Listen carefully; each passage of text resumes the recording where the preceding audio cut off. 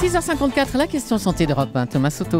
Saint-Martin, Saint-Barthélemy, la Martinique, la Guadeloupe, non, c'est pas une chronique Voyage et Rêve que l'on va faire avec vous, docteur Lemoine. Non, tous ces lieux paradisiaques ont un point et un souci commun en ce moment, c'est le retour de l'épidémie de chikungunya. Eh bien, en effet, aux Antilles, le nombre de gens qui consultent un médecin ou qui vont directement aux urgences pour une fièvre élevée ou des douleurs importantes des articulations sont nombreuses et toutes atteintes de cette maladie. Bon, mais alors c'est quoi exactement le chikungunya? Eh bien, c'est une maladie qui est due à un virus qui se transmet par des moustiques femelles infectées et qui se nourrissent de sang humain. C'est d'ailleurs plus une morsure qu'une piqûre parce que cette charmante femelle a 2 tubes dans la bouche, un pour pomper le sang, mais un autre pour vous injecter sa salive riche en virus. D'accord. Les moustiques, eux, s'infectent en piquant un homme ou un animal infecté. C'est donc un vrai cercle vicieux. Je rappelle les chiffres de l'épidémie de 2006 à La Réunion. 244 000 personnes atteintes, soit un tiers de la population de l'île, avec 203 décès, ce qui explique l'inquiétude des Antillais. Et vous le disiez, ça remontait à 2006. C'est une maladie dont on avait beaucoup parlé à l'époque, mais elle avait disparu, non? Pourquoi elle revient? L'épidémie avait été vaincue parce qu'on avait tué les moustiques, mais il restait des virus en sommeil, probablement chez des animaux ou des humains qui voyagent.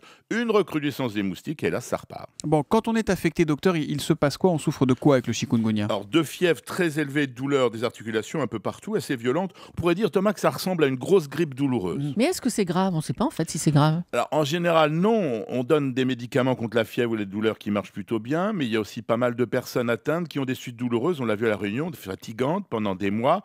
Et puis quand même la mortalité de 1 pour 1000, surtout d'ailleurs chez des gens qui étaient déjà malades. D'accord. Et ça se déclenche instantanément? On sait tout de suite qu'on est atteint, qu'on s'est fait piquer par le mauvais moustique ou pas, Jean-François? Alors l'incubation, elle dure de 4 à 7 jours. Donc après 2 semaines, s'il ne s'est rien passé, c'est que le virus n'est pas rentré. Pour les plus inquiets, qui sont certains d'avoir été piqués en zone endémique, il existe des tests. Et comment peut-on s'en protéger? Alors, il y a des traitements comme pour la malaria, le paludisme ou pas? La prévention est assez simple, vous la connaissez, hein, pas de moustiques, pas de maladie, mais certes, c'est plus facile à dire qu'à éviter. Alors, on connaît il y en a toujours solutions. un qui réussit à passer. Hein. Ouais, vêtements longs et clairs, lotion répulsive tôt le matin et en fin de journée, moustiquaire imprégné de répulsif, pose de grillage sur les ouvertures des maisons.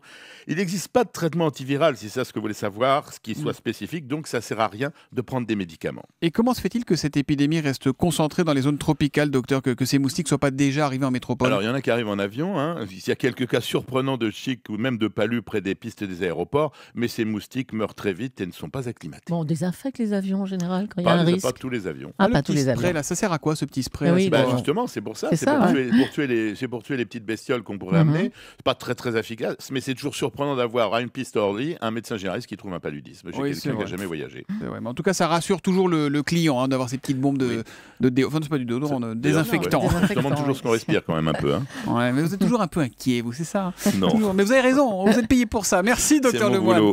La question santé d'Europe 1, on vous retrouve tous les matins à 7h-5. À demain, Jean-François. À demain. Bonne journée.